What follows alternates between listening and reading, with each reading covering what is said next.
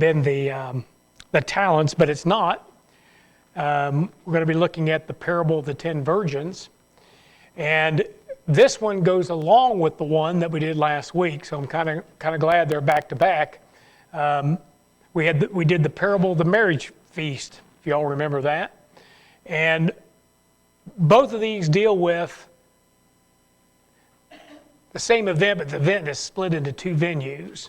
And the parable of the marriage feast deals with the marriage supper and the guests that are invited. The parable of the 10 virgins is actually about going to a marriage. And so one event, but two venues to that, or two parts to that, and they're backwards.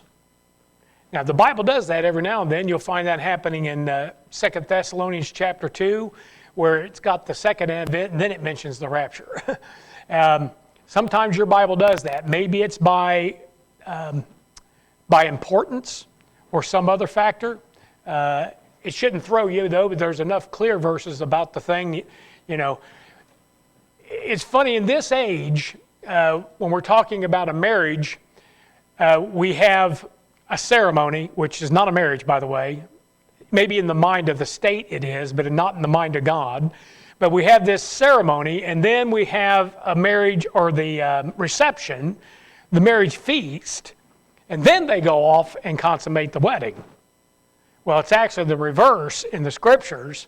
The man and the woman would go into a tent, they would consummate the marriage. When they came out, they were man and wife. Then they had a feast. And that's really the way it's going to work in the future. Of course, in everybody's eyes, that when the preacher says, do you, and yes, and do you, yes, okay, I now pronounce you man and wife, that's it. Well, that may be it as far as the state of Ohio, or maybe even the preacher, but that's not how God looks at the thing. Flesh joining flesh is the bond of a marriage. It's what constitutes a marriage. Now, there's cleaving involved as far as man and wife. There are witnesses involved. That's the reason why you have a wedding party there. They're witnesses to the fact that these two just became a union. They became one, and everybody knows that. It's not like you can say later on, I don't know what happened. I didn't do anything. I don't know her. Not when you've got a wedding party of several hundred people that were, not an exact witness, but they're there. They know what's going on. So last week, I wanted to bring up something because I don't remember saying this, and it was in my notes, and I thought, I don't know if I mentioned that, because we were trying to figure out who this guest was that shows up without the wedding garment. And I can't remember if I skipped over this. Did I happen to mention about Haman? Oh, okay. There is a picture. Look at Esther chapter 7.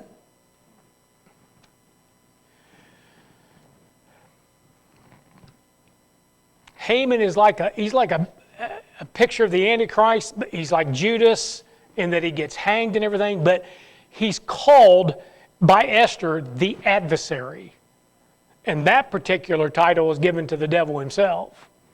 In Esther chapter 7, verse 1, it says, so the king and Haman came to banquet with Esther the queen. You see, you have a banquet there. You have a feast. And he is in the presence of the king and the queen. And Esther said, verse 6, look at this. And Esther said, the adversary and enemy is this wicked Haman. Then Haman was afraid before the king and the queen. Somebody called him out. And I'm just saying, this is just one of those things. You say, is it specifically dealing? I don't know. But it sure does kind of picture something like that, where he shows up at this banquet and he is called out for being the enemy and the adversary. And that's I got home, I started thinking about all the things. In fact, I was making notes on some of the things you guys came up with that were really good. And I started writing it down so that it's not lost in oblivion in my mind. And I thought, did I bring up that thing about Haman? Because that was just an interesting thing to look at. So let's go on to the next one, the parable of the 10 virgins. This is in Matthew chapter 25, and starting in verse 1. And I'm going to get turned over there. Okay. And it begins, verse 1, it says, Then shall the kingdom of heaven be likened unto 10 virgins, which took their lamps and went forth to meet the bridegroom. Notice it says to meet, not to marry, to meet the bridegroom. And 5 of them were wise, and 5 were foolish. They that were foolish took their lamps and took no oil with them. But the wise took oil in their vessels with their lamps. While the bridegroom tarried, they all slumbered and slept. And at midnight there was a cry made, Behold, the bridegroom cometh, go ye out to meet him. Then all those virgins arose and trimmed their lamps. And the foolish said unto the wise, Give us of your oil, for our lamps are gone out. But the wise answered, saying, Not so, lest there be not enough for us and you. But go ye rather to them that sell, and buy for yourselves. And while they went to buy, the bridegroom came, and they that were ready went in with him to the marriage, and the door was shut. Afterward came also the other virgins, saying, Lord, Lord, open to us. And he answered and said, Verily I say unto you, I know you not. Watch therefore, for you know neither the day nor the hour wherein the Son of Man cometh. Okay? This is the 11th parable. When we looked at the word, or look at the number 11, it has something to do with division, because you got 1 and 1, which makes 2, and 2 is the number of division. And interesting here that we have a division of 5 and 5. They're divided, and they're divided equally. And I just thought that was interesting that it was the 11th parable. This parable has been spiritualized to teach that some profess and some possess. Okay? It really doesn't fit a Christian in this age at all. There are so many things about it that just all of a sudden just go against Pauline doctrine, go against simple salvation. So it's like this. You can take anything and maybe draw some spiritual application from it. And I don't have a problem with that. But you got to be careful when you're preaching something and it completely falls apart doctrinally in front of you, and you're telling people, this is what it means. You got to be very clear about that, because you can lead people astray. And Baptist preachers are the worst at this, because they want something they can preach that will apply, and that go really jump out at people, and they start spiritualizing things. And there's nothing wrong with that, but they don't tell them that they're spiritualizing the thing. I'm not even sure they know what it means, and because they don't know how to rightly divide like they should. Look, verse 8. Look what it says there. It says, The foolish said unto the wise, Give us of your oil, for our lamps are gone out. That means they had oil. What are you going to do? Tell somebody they can lose it? Because that's exactly what you're saying. They had oil in their lamp. They had light. But they didn't have enough oil. And their light went out. You see how it kind of runs right into a brick wall. Look at verse 9. He says there, But the wise answered, saying, Say not so, lest there be not enough for us. Talk about selfish, you Christians that got all the oil. There be not enough for us and you, but go ye rather to them that sell and buy for yourselves. I don't remember buying any, do you? It's just wrong on every level. And you got to be careful about preaching something. Now there's some things in it that you can spiritually apply, and great, but you got to be careful. So verse 9 makes the parable a poor example to spiritualize for the believer in this age, since the element of works is already built into the thing. All right? So, in the previous parable, a king makes a marriage for his son and sets about to furnish it with worthy guests. And we kind of identified who those guests were. Revelation 7, and we'll go back there. I just want to go through this a little bit. Revelation 7, look at verse 9 to 14. Now, this is after these 12,000 from each tribe of Israel are sealed and called out. Okay? You see, what are these? Are these the Jehovah's Witnesses? No. It's not the Jehovah's Witnesses. These are Jews, 12,000 from each tribe of Israel. That's what it says, okay? But notice that right after that, in verse 9, after this, what? After they were sealed, after they were called out, verses 1 to verse 8, after this I beheld, and lo, a great multitude, which no man could number, of all nations and kindreds and people and tongues, stood before the throne and before the Lamb, clothed with white robes. We talk about somebody that had on a wedding garment. These are white robes. And palms in their hands. Now, keep your finger there. Look at John chapter 12. John chapter 12. Look at verse 12 and 13 if this is not in reference to it. Oops, won't find it next.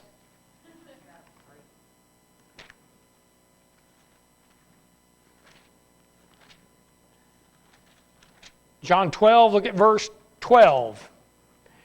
It says, on the next day, much people that were come to the feast, here, we got a feast, when they heard that Jesus was coming to Jerusalem, well, that's where he's coming back to, right, to rule and reign, took branches of palm trees and went forth to meet him.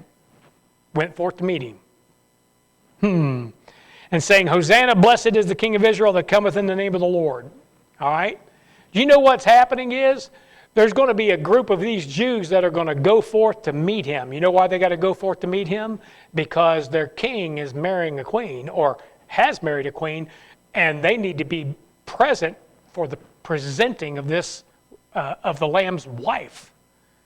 They're going to be present for that in heaven. And then they automatically have an invitation to the marriage supper, which is later. Now, I don't understand everything about this. And it's because I do not have a brain that figures out puzzles. My wife can tell you that. Absolutely nothing. Nothing up here to figure out a crossword puzzle or any kind of puzzle. And this is like puzzle pieces and putting it together. And I'm not very good at it. But anyway, these two events are separate. Verse 10, and cried with a loud voice, saying, salvation to our God. We're back in Revelation 7. To our God which sitteth upon the throne and unto the Lamb. And all the angels stood around about the throne and about the elders and the four beasts, and fell before the throne on their faces and worshiped God, saying, Amen, blessing, glory, and wisdom, and thanksgiving, and honor, and power, and might be unto our God forever and ever. Amen. And one of the elders answered, saying unto me, what are these which are arrayed in white robes, and whence came they? And I said unto him, Sir, thou knowest. And he said unto me, They are they which came out of great tribulation and have washed their robes and made them white in the blood of the Lamb. Okay? So we call this the post-tribulation rapture. These folks were, if you go over to Revelation 6, you'll find out their souls were under the altar. Now they're not. Now they're in heaven. Why? Because they've been called up. Just as God emptied Abraham's bosom one time and brought all the souls up, and some of the bodies rose from the dead, but I'm talking about the souls, these folks have gone up. They have been resurrected. Now, Revelation 7:4, this precedes that multitude, and these are the virgins that he's referring to. So you have guests and you have the virgins. Revelation 14:1 says, And I looked, and lo, a lamb stood on the Mount Zion, and with him 144,000, having his father's name written in their foreheads. Verse 4, These are they which were not defiled with women, for they are virgins. These are they which follow the Lamb whithersoever he goeth. And they're going to follow him at the second advent and into a wedding or a wedding supper. These are they which follow the Lamb whithersoever he goeth. These were redeemed from among men, being the first fruits unto God and to the Lamb. There's a difference between what we read in Revelation 7. Did I tell you we're in Revelation 14 or did I not? Okay. Revelation 7 is when they're called out, verse 1 to 8. Revelation 14 is them in heaven, and the description of them is different. You say, what? Now it says they're all male, and There's a good chance they'll be all male in Revelation 7. I'll show you a verse in the Old Testament. Looks like they're all male anyway. But they're virgins. I mean, 144,000 virgins. Well, when you get a resurrection body, guess what you have with it? You have a virgin body. Okay? Now, I don't know that that is the absolute explanation for that. This threw me so bad that I actually had this wild thing in my head, and I taught it back at Charity Baptist Church. And of all things that a guy that came to visit would remember, he remembered that. And I went, whoa, whoa, whoa, I don't know if that was... because it said that they were virgins. It said there was no guile in their mouth. It said that they were all males. Okay? And there's a verse over there, it's in Jeremiah 31, verse 15 to 17, and it talks about that group that Herod had murdered from all the coast of Israel. They were males, 2 years and under. You know what I know about a male 2 years and under? They're virgins. Okay? And there's no guile in their mouth. And then it says that they would be rewarded for their works in Jeremiah 31, verse 15 to 17. I'm like, well, what works does a kid that's under 2 have? So I thought that God resurrected that bunch during the tribulation to be that 144,000. That they, because it says they would come back into the land unto their border. You can go back there and read it. Well, I don't know that that's so, because it looks like that he saves these folks. Okay, let me show you the verse. Look at Ezekiel chapter 9. Now, if you're not following this, don't worry about it. Don't worry about it. Huh? Yeah. Guess what Thomas teaches? Yeah. If you can't swim this deep, don't worry about it. And it may not be that deep. It may just be crazy. So, look at Ezekiel 9, 2 to 5. And this is where we got somebody with a writer's inkhorn. Remember, they got their father's name written in their foreheads. They're sealed. And okay, verse 2. And behold, 6 men came from the way of the higher gate, which lieth toward the north, and every man a slaughter weapon in his hand. And one man among them was clothed with linen, with a writer's inkhorn by his side. And they went in and stood beside the brazen altar. And the glory of God, and the glory of the God of Israel was gone up from the cherub, whereupon he was, to the threshold of the house, and he called to the man clothed with linen, which had the writer's inkhorn by his side. And the Lord said unto him, Go through the midst of the city, through the midst of Jerusalem, and set a mark. Now, the Antichrist has a mark, but also, we're going to find out here, God has a mark. Set a mark upon the foreheads of the men that sigh and that cry for all the abominations that be done in the midst thereof.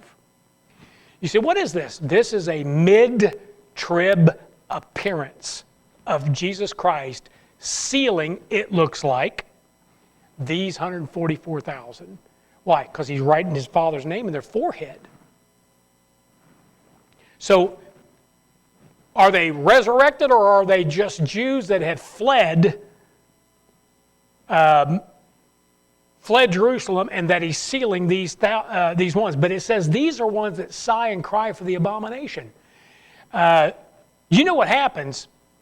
In the middle of the tribulation, you have the abomination that maketh desolate, or the abomination of desolation. What that is when the Antichrist puts an image in the holy place, where the furniture is, where the showbread and the candlestick and the altar of incense.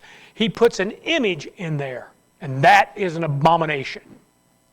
And it's the abomination that causes what? Desolation. Okay? And the Jews that recognize that, those would be those that sigh and cry for the abominations that are done in the midst of them, are going to flee. And this is where they go to a place called Petra or Selah. They go there for protection. God protects them out there in the wilderness. And this may be where the man with the writer's inkhorn shows up to seal the 144,000 that he is going to send forth in all the earth to win that multitude we just read about. Okay? A lot going on, man. I mean, and it's just here a little and there a little, and it's the puzzle. putting the pieces of the puzzle together to where it fits and it doesn't contradict. Now, where it doesn't fit perfectly, I probably got something not right. I just need a little clarification or a little bit. But this seems to fit as far as that goes. But there's not everything's clear in my mind about this. So you have 10 virgins that are told. I'll see if I didn't get ahead of myself. Okay. You have 10 virgins that are told to be ready to go out and meet the bridegroom for the marriage. Okay. Notice these are virgins plural. This is not the church. Okay. This would be like the maidens or the bridesmaids. Okay. They're personal friends these are personal friends of the bridegroom, which fits perfectly. You always put them on the other side, but actually these are the friends of the bridegroom. That's who they go out to meet. They're going to be introduced to his bride, his wife. But they are all part of the wedding party. Last week we looked at a verse.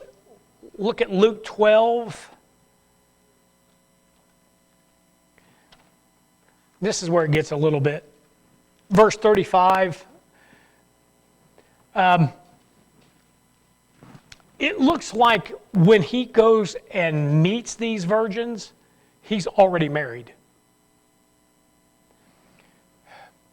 There's a big question that arose during my time at Charity and studying the Bible with everybody. I mean, we just talked about everything. But one of the questions that arose is, when do we wed Christ? When does the church wed Christ? When does it consummate? Well, if you read one passage, it says we're bone of his bone right now, doesn't it? It says we're one with him now. Okay?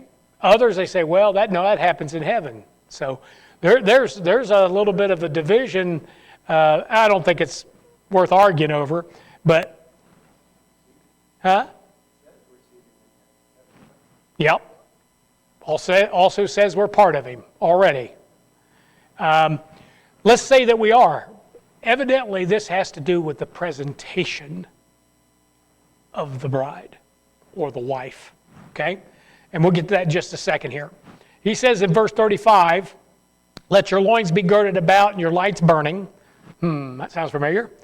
And ye yourselves like unto men that wait for their Lord when he will return from the wedding, that when he cometh and knocketh, they may open unto him immediately.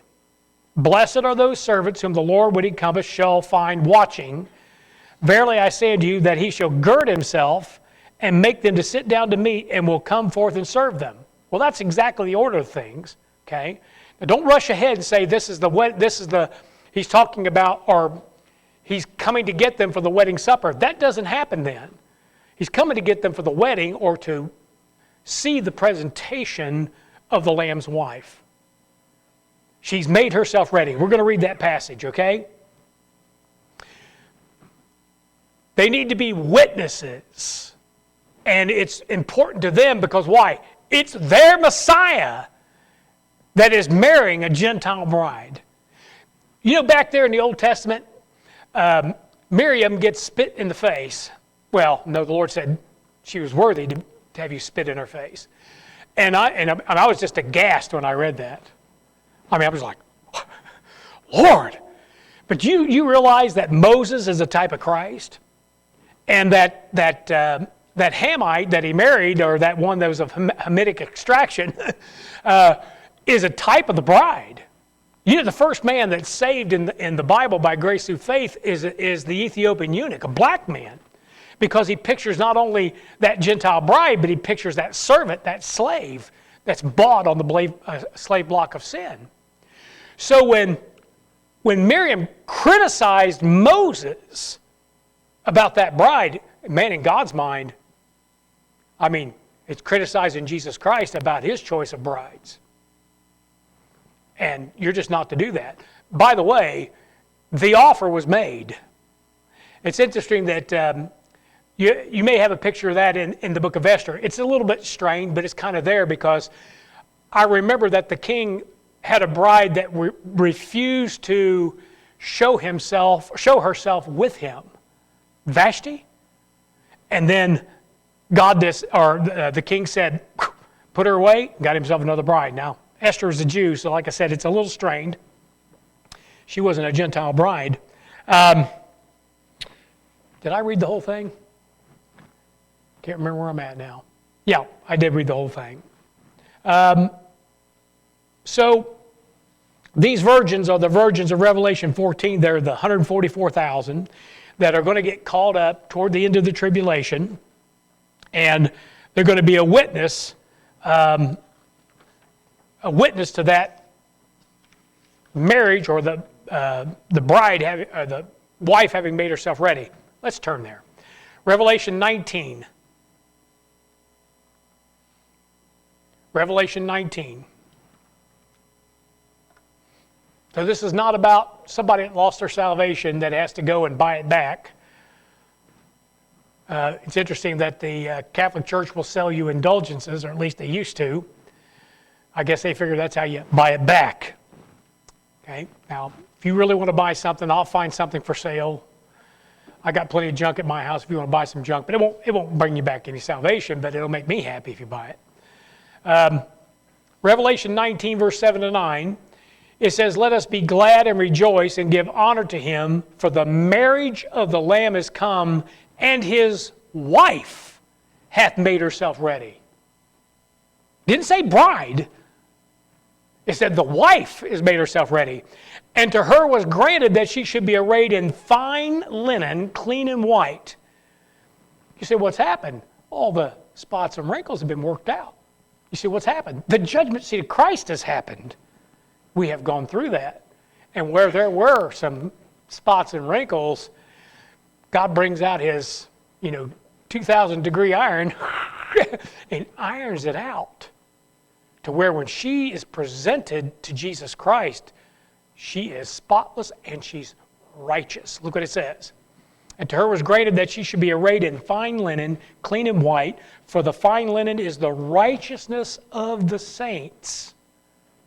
You know what remains? Her personal righteousness, the personal righteousness of the church. "And he saith unto me, Right, blessed are they which are called unto the marriage supper of the Lamb. And he saith unto me, These are the true sayings of God." So at this point, she is presented to him without spot or wrinkle. By the way, if you want to see that verse, it's in Ephesians 5. I'll read it real quick. Ephesians 5, verse 25 and 26. "Husband, love your wives, even as Christ also loved the church and gave himself for it, that he might sanctify and cleanse it with the washing of the water of the word, that he might present it to himself a glorious church." Present it. Get it? "To a glorious church, not having spot or wrinkle or any such thing, that it should be holy and without blemish." That's what's getting ironed out at the judgment seat of Christ. Okay?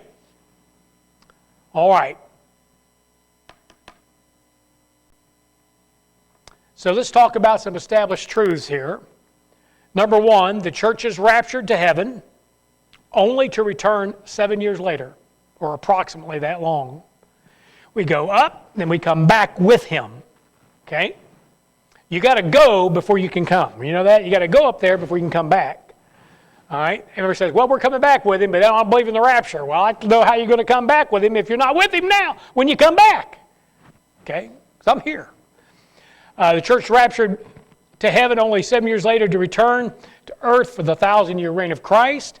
The same is true for the tribulation saints, but theirs is a little bit more whiplashy than ours. Because they're going up, presented with the bride, and boom, here we come. Okay? Revelation 20, verse 4 says, "And I saw thrones, and they sat upon them, and judgment was given unto them. And I saw the souls of them that were beheaded for the witness of Jesus, and for the word of God, and which had not worshipped the beast, neither his image, neither have received his mark upon their foreheads or in their hands, and they lived and reigned with Christ 1,000 years." Okay? This is the bunch that goes up, but then they come back with him, what? To rule and reign with him. They're all, I'm not going to say all these people, but a majority of these people are martyrs. and therefore have a martyr's crown given to them. Okay? But they go up, presented to the bride. He says, get on your horses, we're leaving. You say, why? Well, we got a wedding party to plan, but we got to do something first. Okay. So it appears that the second coming of Christ and his armies is the wedding party coming back with him.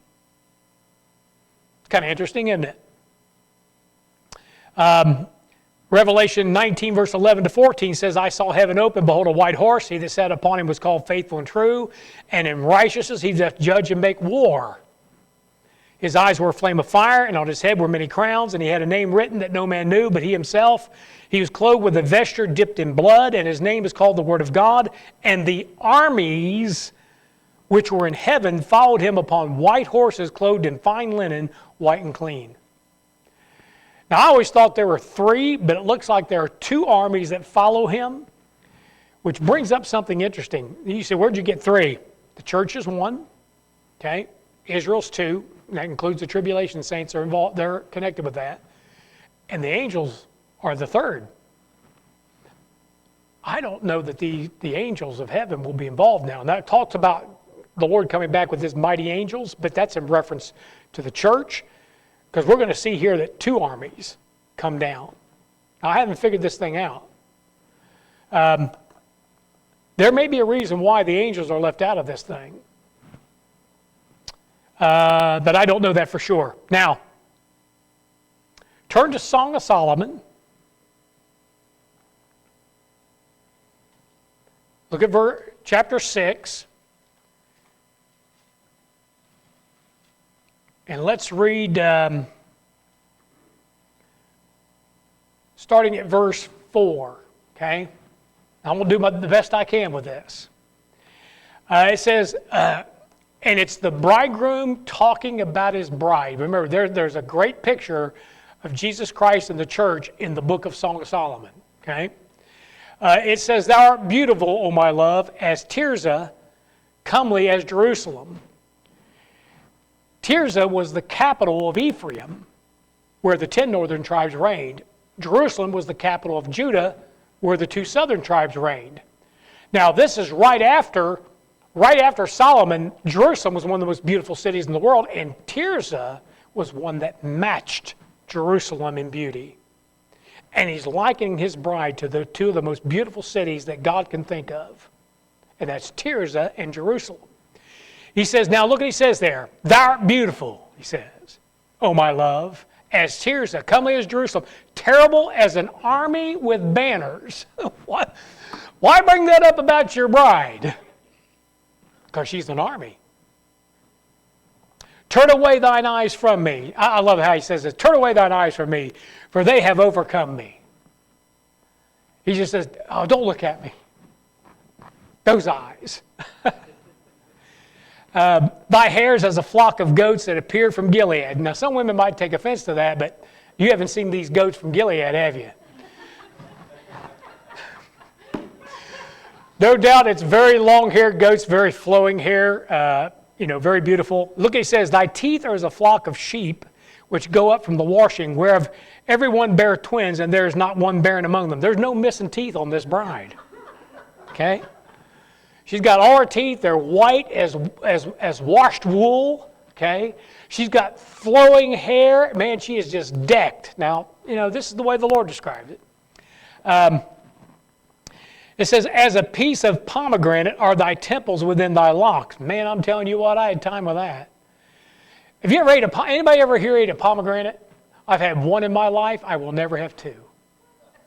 That's the most work I've ever done for the most little amount of fruit. But the one thing about a pomegranate is the seeds within it. And the seed in it is the fruit. And that is the church. He says over there in 1 John chapter 3, verse 9, that he that is born of God doth not commit sin, neither can he sin, for his seed remaineth in him. If there's one fruit that pictures the church as is full of the seeds of the fruit, is the seeds itself is the fruit, is a pomegranate. The outside is red, kind of. And I don't know when he talks about the temple, whether the temple and the cheek could be connected, because the New Bibles try to tell you about, it's the blush on her cheek. Okay? A blushing bride. Okay? It may be. I don't know, but when I think of a temple, I think up here, so I'm not sure how that applies. Anyway, moving on. It says there are 80 queens. No, 60, I'm sorry. 60 queens and 80 concubines, 80 concubines, and virgins without number. Okay? They're going to be present at this wedding. Now, I don't know who all those are, but he says, my dove, my undefiled is but one. Not a multiple of virgins, one. She is the only one of her mother. It's interesting, it says about New Jerusalem, she's the mother of us all. She is the choice one of her that bare her. The daughters, this be those virgins, saw her and blessed her. That's when they're presented. Yea, the queens and the concubines, they praised her. I mean, we're not going to be like somebody showing up like a redheaded stepchild. We're not going to show up at this thing and not be accepted. The Lamb's bride, the Lamb's wife is going to be accepted by Israel. Right now, we are not accepted. It says, who is she that looketh forth as the morning, fair as the moon, clear as the sun? Now, that's interesting because she's always likened unto the moon anywhere else in the Bible, which is a dead planet where there looks like a war took place, that reflects the light of the sun, but really doesn't reflect any light of its own. And we reflect the light of the sun. But she's likened to the moon and the sun, because why? She's married to the sun now. She's been presented to him. Who is she that looketh forth as the morning, fair as the moon, clear as the sun? By the way, the morning watch is when the Advent takes place, second Advent. Again, terrible as an army with banners. There it is again. He says, return, return, O Shulamite. Return, return, that we may look upon thee. Now, that's a tough one to run down. Everybody tries to make it the Shunammite. Maybe, what's her name? Abishag. The Shunammite, that's not, the Shunammite and the Shulamite aren't the same.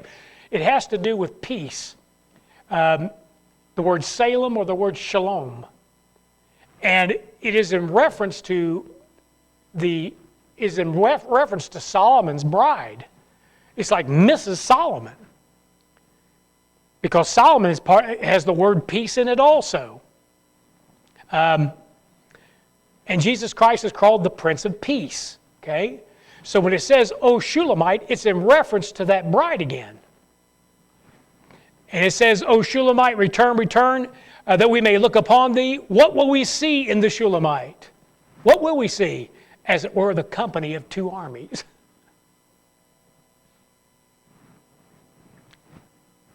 So Christ's wife is likened in this passage to a beautiful city. You know what he says? Come and I'll show you the Lamb's wife. And he showed him New Jerusalem. Likened it to a beautiful city and an army in the company of another army. Why? That's because the wedding party is with them. Those virgins and those guests, those ones that make it out of great tribulation, are coming back with him. It's the wedding party. Okay, now that's the best I can do with that. I know there are holes in it. You're all probably thinking of them right now.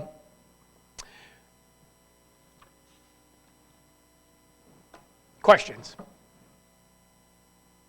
Comments? Yep. Did you read after Purpose note on verse 13 and Psalms that it says that there's the reason it says return, return is that there's two returns, there's two raptures. Yep. Good, yeah. Yep. Yeah, rapture the